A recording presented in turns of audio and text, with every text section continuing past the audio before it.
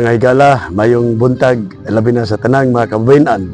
Ini si Atty. Manny Salibay, ang inyong kandidato pagka-congressman sa Lone District of Iligan, mo duyog sa tanang katawhan, kasaulugan sa International Women's Month and International Women's Day.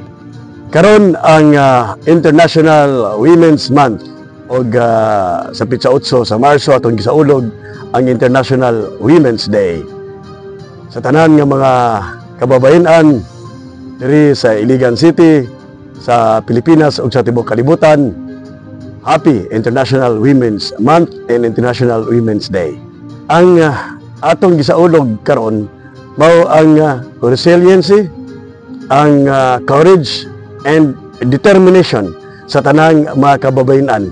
Ug usab ang ato ang pagduyog kanila sa pagpangita sa equality among sa tanang kababayan ug sa tanang mga sexes nga mo lantaw gayod alang sa kayuhan sa mga kababayan.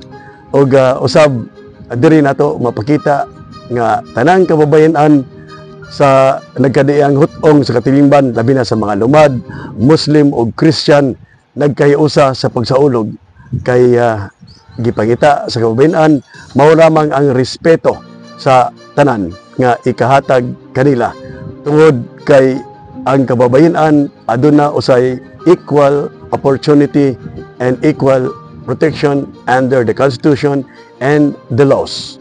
Sa ato ang batakang balaod ug sa mga balaod giprotektahan ang katungod sa kababayan. Busa miduyog kita labi na sa mga kababayan karon nga nagsaulog sa ilang resilience, determination and courage nga mopadayon sa kinabuhi ug mahimong hinungdan ug mahimo usab nga ehemplo sa maayong gawi diya sa katilingban. Kaninyo mga kababayan, kini si Atty. Manny Salibay, kandidato pagka-congressman sa Lone District of Iligan, mosulti sa tanang kababayan padayon sa pakigbisog. Happy International Women's Day, Happy International Women's Month. Mabuhay ang kababayan!